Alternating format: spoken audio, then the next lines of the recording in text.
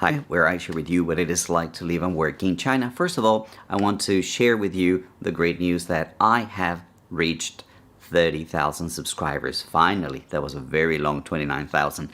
Thank you so much to all the new subscribers and to the old subscribers and those of you who just happened to stumble upon this video. Welcome to my channel. Consider subscribing. And if you do that, hit the bell button to be notified whenever there is a new video out. So welcome you all to today's video. I'm going to talk about an article that was written about YouTubers in China, what is called the Legion or the Army of YouTube Influencers in China. It's an article that was written by AFP. They interviewed me and only me, although the article included other YouTubers like Lee Barrett from the Barrett channel and Jason from Living in China. They declined to talk to the AFP. So this article was basically on what I said to them over an hour-long interview. The first thing that I would like to say is I would like to thank AFP for the opportunity to send some of the messages that I wanted to send out there. It is important to give credit where credit is due. They were fairly balanced in how they represented what I wanted to say. There was no twisting of my words. They didn't choose everything that I said. They didn't print everything that I wanted to say, but there were three things that were actually quite useful. Now, before I start talking about that, I want to start playing a clip of my trip to Xinjiang in April, because Xinjiang is one of the things that was claimed as one of the issues with my representation of the situation in Xinjiang versus the representation of Xinjiang by Western media. So let's watch this clip as I talk to you about this article. I am grateful to AFP because it allowed me to say three things that I think are very important. Number one, to say that mainstream media, Western mainstream media, lies. They asked me if I thought that mainstream media lied about China, about certain situations in China, and my answer was that I did not think that they lied, that I knew they lied. So they printed this in, well, other words, but yes, I have claimed that they lie, because the discrepancy between what they say and what I experience is the basis for this particular claim. Is that simple. We see life in China in a very different light, and I am sure that those journalists and reporters from Western media, they also see it that way, but they have a mandate to write something different, and we're going to talk about that in a second. The role of mainstream media in creating consent for... Okay, I'll come to that in a second. The second thing that I'm thankful for is they were kind enough to say that I claimed the Hong Kong riots, the pro-democracy and freedom riots in Hong Kong in 2019. I classify them as terrorism. Thank you, AFP, for putting it out there. I feel that way. It's that simple. When you see people being burned alive, when you see people getting stabbed, when you see rocks being thrown from high floors in elevators, when you see in apartment buildings, when you see a subway station being destroyed, people dragged out of cars and kicked and lynched almost, when you see police officers getting stabbed, when you see buses on fire, when you see the destruction of a city that was absolutely magnificent, it was fantastic to see what they turned the city into, you cannot call it other than terrorism. And I have a video right here where you can go and see how I explain a little bit more into detail why I call it terrorism. Of course, it's a video that's demonetized. YouTube doesn't like this kind of content. I don't know what's going to happen with this video when I talk about it. But yes, it is important that people understand how we on the ground feel about what's taking place in Hong Kong, or what took place in Hong Kong in 2019. Now, the other thing that I feel is key, probably very important, is at the end of the article they mentioned that there is no proof that we YouTubers have anything to do with manipulation of traffic. There's this claim that there are Chinese bots that actually give videos more views or more likes or things like that. Whether that's true or not, I have no idea. But it was important for AFP to actually put it out there. There is no proof, there is no evidence that us YouTubers have anything to do with that. We don't use that, we don't manipulate traffic, we just get the traffic that we get, and that's it. Now, the final point that I made in this article that is really important is the motivation. The reason why I make these videos, the reason why I write what I write, I create the content that I create. And the reason is very simple. Is fear of war.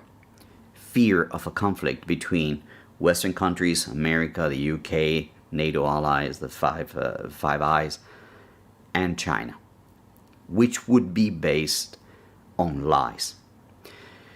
America and some of its allies, they have a record, a historic record of manipulating the truth in order to start wars. And we are seeing that taking place right now, to the point that there are papers being published where they analyze the possible scenarios of war already. There are papers like this Rand Corporation paper from 2016 where they analyze the urgency to go to war with China.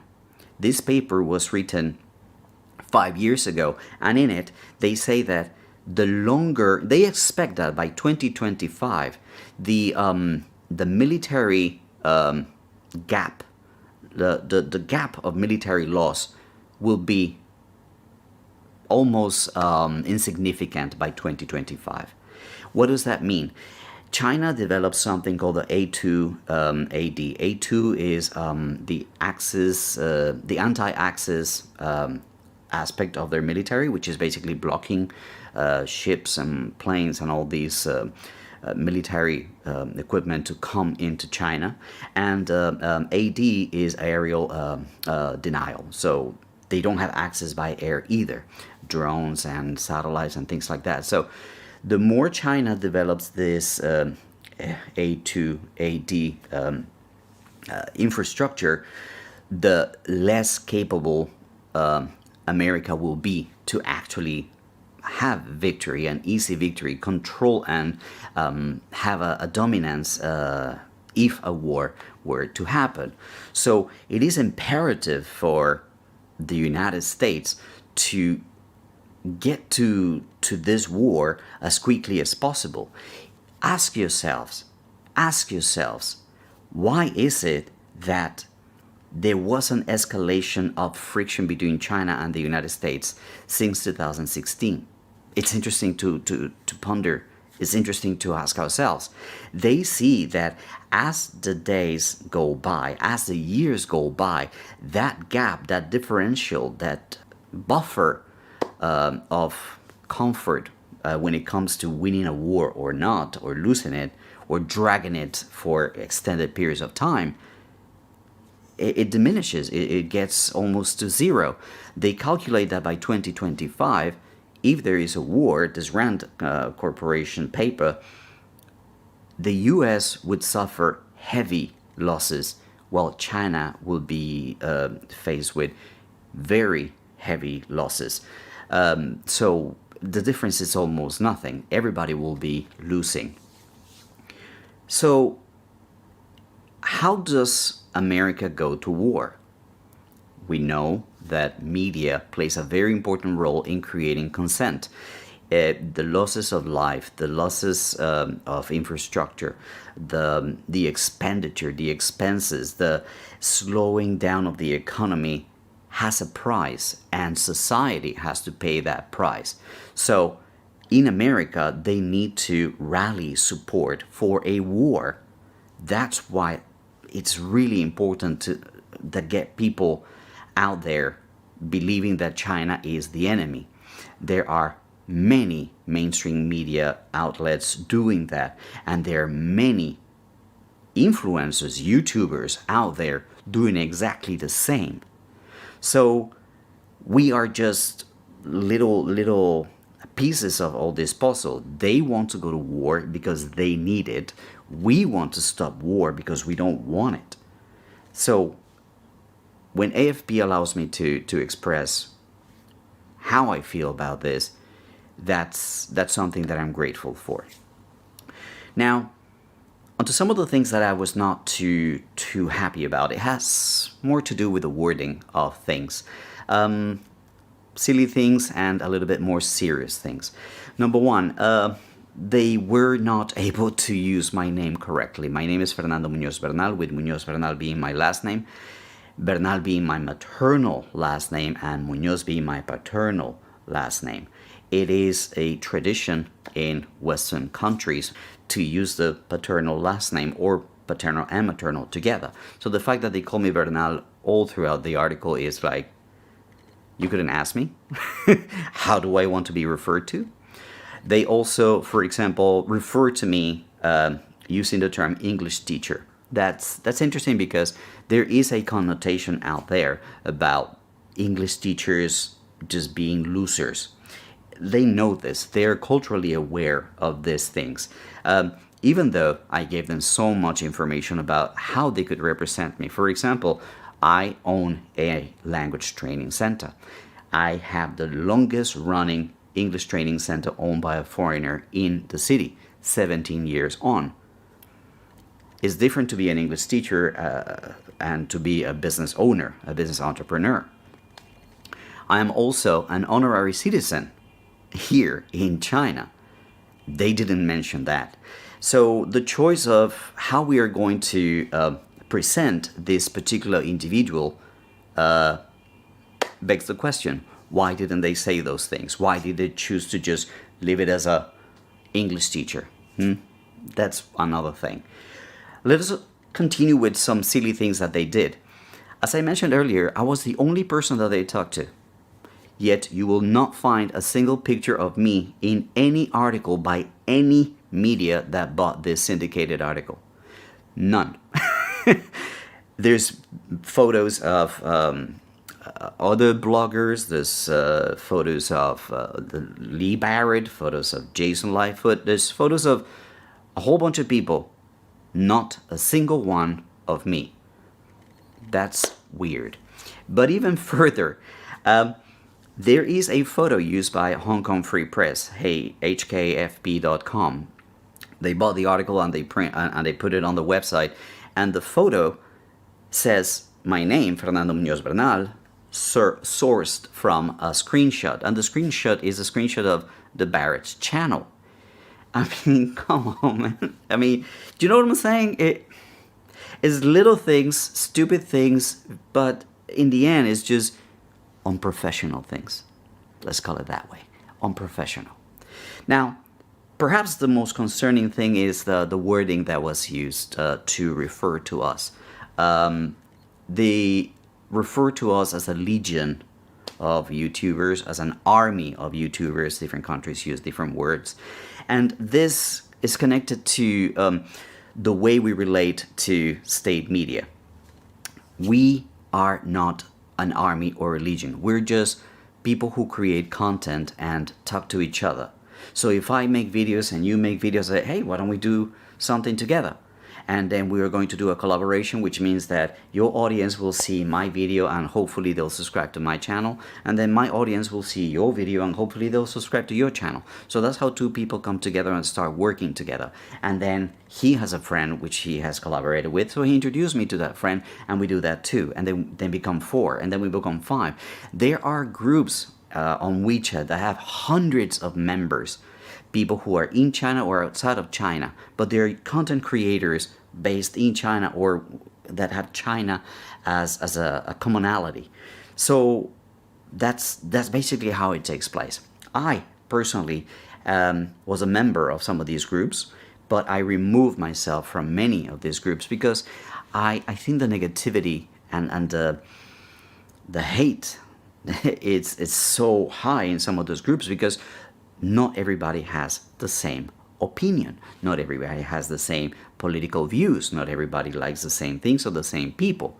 So that gives you an idea of the lack of coordination in some of these groups. Now, I personally have created 2 groups. One, I dropped it because somebody hijacked it. So I just dropped it. And I created a group where I invited 12 or 13 people that I follow, that I like, that I admire, and together we do exactly the same. Hey, who would like to talk about this? Oh, I would like to talk about that. Oh, I would like to talk about that. Okay, let's have a show. So we're 2 people, 3 people, sometimes 4 people talking about something. There is zero information being fed to me, to us, from state media or from government. Like, oh, you need to make a video about this. Or it doesn't work like that. Now, there is this idea that we are fed, we were kind of like released out there and start spreading Chinese propaganda. Let's talk about that for a second. A lot of people think, oh, why is this happening simultaneously? Why are so many of you guys suddenly talking about Xinjiang, suddenly talking about Tibet, suddenly talking about Hong Kong and Taiwan? And the answer is very simple. Because you, mainstream media, are talking about Xinjiang, are talking about Hong Kong, are talking about Tibet, you're talking about Taiwan. And you're lying about those places. You're lying about the situations there, and you're endangering our lives here. So we are responding to you. We are responding to your coordinated effort to attack China. That's basically where it comes from. So to answer that question, why is it like so synchronized? Because you have been synchronized out there as well. And we're only replying to you. We're only contesting what you are saying about China and trying to show the world that it's nothing like what you say. So how does state media come into play? People always say that, you're just a propaganda mouthpiece for the government. Let's talk about propaganda first. Most of the work that we do with state media is just promotion. It's not promoting the Communist Party principles or the political ideas of China. It's promoting a bridge. It's promoting a new development. It's promoting a highway. It's promoting a small village. It's showing people what they have done. It has nothing to do with politics. It has to do with, hey, the best way to call it would be either tourism advisory or tourism board, so to speak, in which we present to you different things, or investment information. Hey, they have built a brand new port here.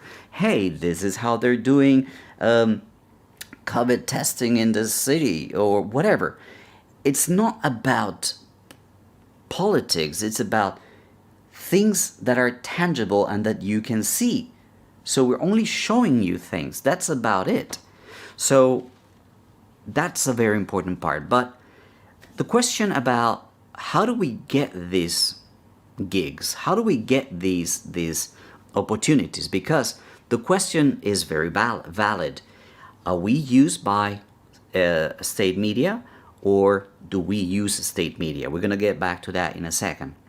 So let's say that they're going to showcase one of the projects that I am in right now here in Ningbo is about a new port that was finished and launched and started working. It's very high tech.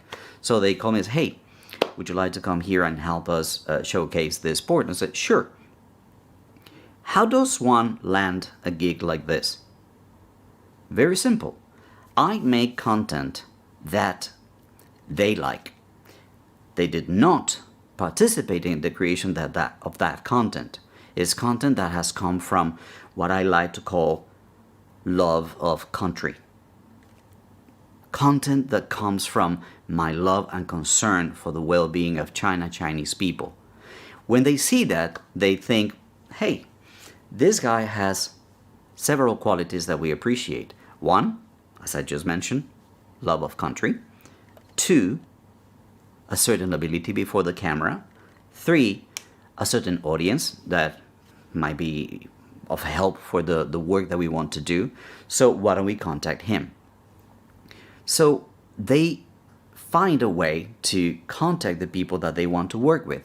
Sometimes it's as simple as they tell me, and I would put this information out to some groups and say like, hey, they want to send somebody to Xiamen. If you want to apply, go here or talk to this person. Let me tell you something very important. There have been many times where I have been rejected. Somebody sent an invitation, I applied, and I was rejected. Oh, you're too political. Your channel's too political, or you're too old. Whatever.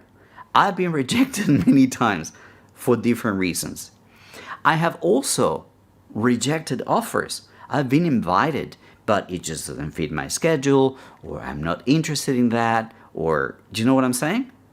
So this idea that this is heavily coordinated and controlled by the government is nonsense. It's just, they just want to promote some of the things that the country does, and this is how they do it.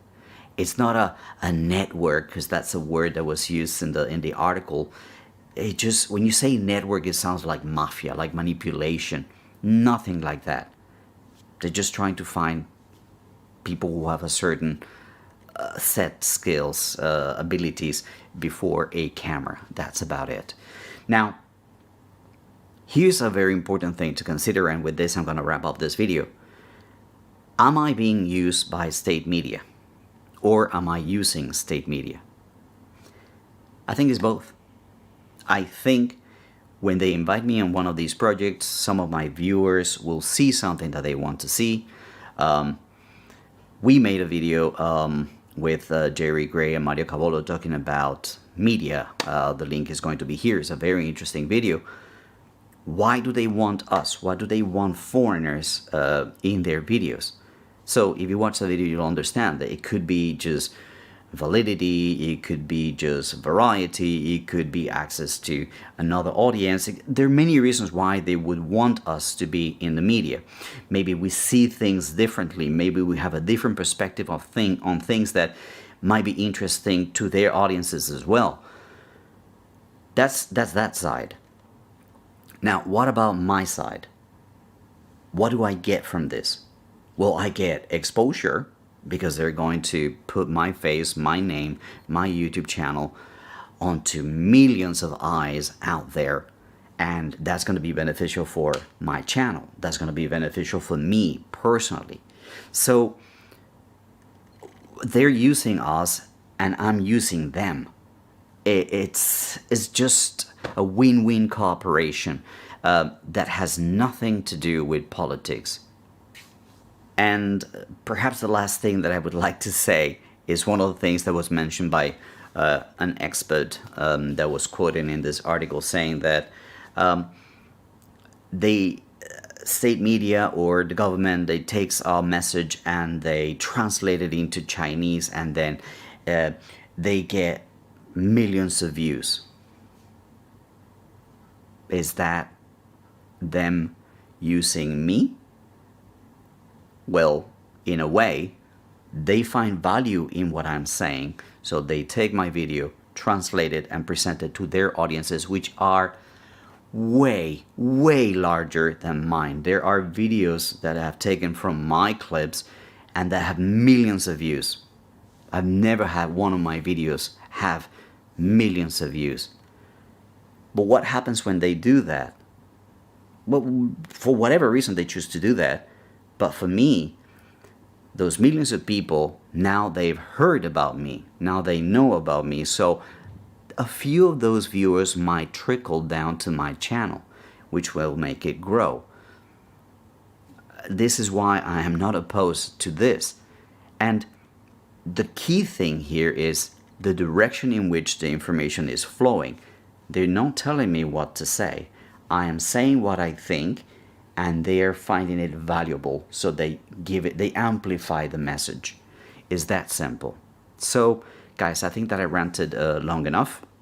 I want to thank you all for watching this video with me, and thank you for your support. And once more, thank you to AFP and any other international media that would be interested to talk to us YouTubers, to me.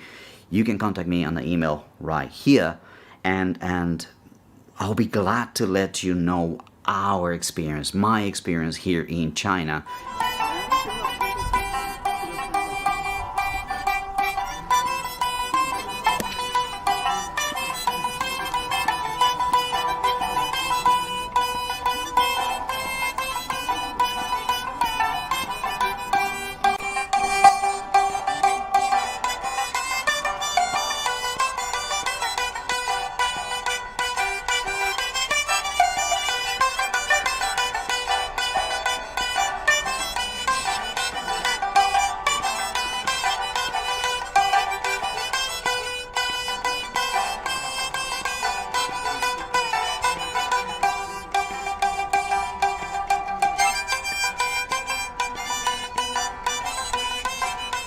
Alright guys, that's all the time we have for today. Thank you very much for watching, and as always, if you liked it, give it a thumbs up, and if you like the content on my channel, then consider subscribing to it. And if you want to support the work that I do, you can use the link in the description down below to buy me a cup of coffee, or you can use the QR code right here where you can support my channel if you're here in China using WeChat. And well, until I see you again, take it easy and